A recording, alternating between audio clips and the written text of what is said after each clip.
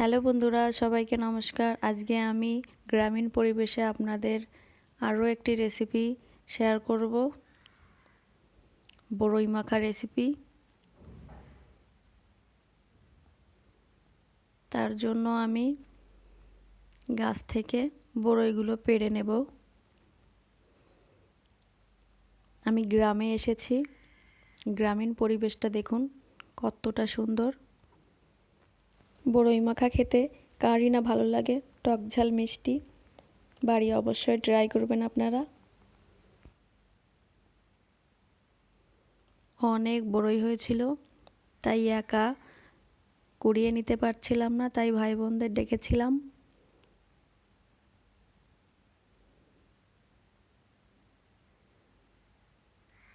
এই যে দেখুন বড়ই।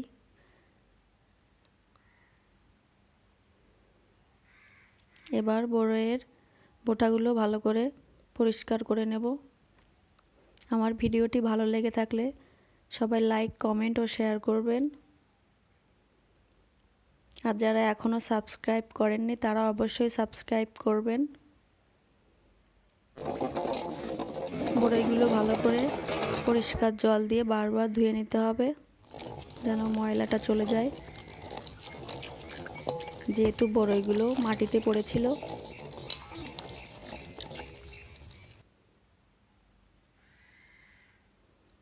এই যে আমি বড়ইগুলো ভালো করে পরিষ্কার করে ধুয়ে নিয়েছি।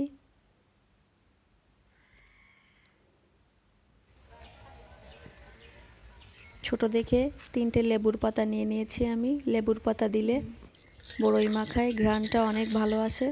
এগুলো ধুয়ে নিয়েছি আমি ভালো করে পরিষ্কার করে।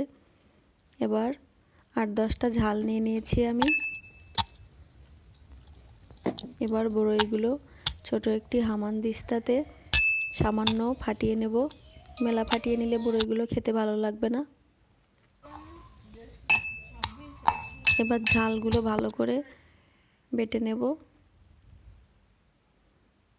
এবার পরিমাণ মতো লবণ ও ঝাল দিয়ে মেখে নিয়েছি আমি।